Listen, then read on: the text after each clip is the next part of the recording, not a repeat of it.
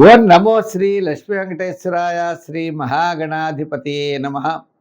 గురవే సర్వలోకానాం భిషజే భవరోగిణాం నిధియే సర్వ విద్యానాం దక్షిణామూర్తయే నమ. ప్రేక్షకులకి నమస్కారాలు తెలియజేస్తూ మనం ఈ వారం రాశి ఫలాలు తెలుసుకుందాం. జూన్ 21 నుండి జూన్ 27 వరకు గ్రహాల యొక్క పరిస్థితి మనం చూసినట్లయితే కుంభరాశిలో రాహు, మీనరాశిలో శని, మరి మిథున రాశిలో కుజుడు, రవి బుధులు మిథున రాశిలోను వృషభంలో కుజుడు, గురు శుక్రులు కర్కాటక రాశిలో, సింహరాశిలో కేతువు, మరి చంద్రుడు చూస్తే సింహ, కన్య, తులారాశుల్లో చంద్ర సంచారం. ఈ విధమైన గ్రహముల యొక్క సంచారంతో ఈ వారం రాశి ఫలాలు మనకి తెలుసుకుందాం.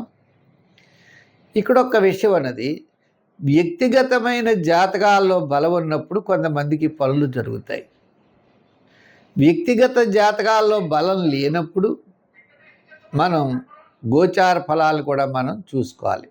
అంటే గోచారంలో బలంగా ఉండి వ్యక్తిగత జాతకంలో బలంగా ఉంటే ఆ వ్యక్తికి తప్పనిసరిగా పని అవుతుంది. ఒక్కొక్కళ్ళు అంటారు, మా రాశి చాలా సూపర్ అని చెప్పారు కానీ జరగట్లేదు అనేవాళ్ళు కొంతమంది. మీరు చెప్పేవి జరగలేదని చెప్పేవాడు కూడా ఉంటారు. ఎందుకంటే వాళ్ళ రాశి కరెక్ట్గా తెలియాలి కదా. మరి వాళ్ళు పుట్టినప్పుడు వాళ్ళు ఏమి నక్షత్రంలో పుట్టారో వ్యక్తిగత జాతక బలం కూడా ఎక్కువగా ఉంటుంది. ఇప్పుడు మనం అందరూ కూడా వార ఫలాలు చెప్పేది గోచార ఫలములను బట్టే చెప్తారు. అంటే ఆకాశంలో ఉన్న, వర్తమానంలో ఉన్న గ్రహముల యొక్క చారాన్ని బట్టి, వాటి యొక్క నడకను బట్టి అవి ఏ ఏ రాశుల మీద ఎలా ప్రభావం చూపిస్తుందో ఆ విషయం చెప్తారు. ఒక్కొక్కరికి తన జాతకంలో గొప్ప యోగాలు ఉంటాయి, అవి జరుగుతాయి. ఒక్కొక్కరికి అసలు యోగం ఉండదు. మనం ఏం చేయగలం? అంచేత ఇటువంటి సమయంలో భగవంతుడి యొక్క ఆరాధన ద్వారా విజయం సాధించవచ్చు అనే విషయం తెలుసుకోవాలి. మనలో పాజిటివ్ వైబ్రేషన్స్ పెంచుకుంటూ మనిషి చాలా కష్టపడితే తప్పకుండా విజయం సాధిస్తాడు.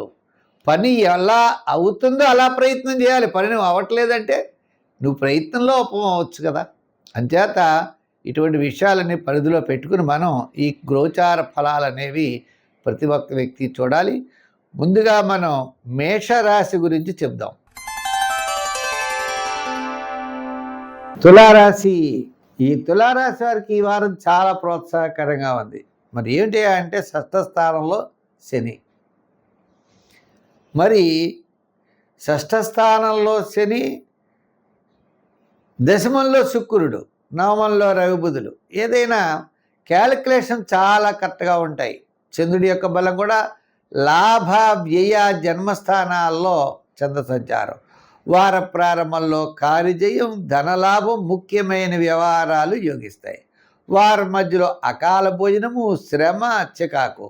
వారాంతం మళ్ళా శుభపుణ్య కార్యక్రమాల్లో పాల్గొనట, ముఖ్యులను కలుసుకొనట, మీ అభిప్రాయం తెలియజేయడం, మంచి మీటింగు, మంచి సక్సెస్ఫుల్గా వారాంతం చాలా ప్రోత్సాహకరంగా ఉంటుంది. దూరం నుండి శుభవార్తలు అందుతాయి. మంచి మంచి ఆలోచనలతో ముందుకు పెడతారు.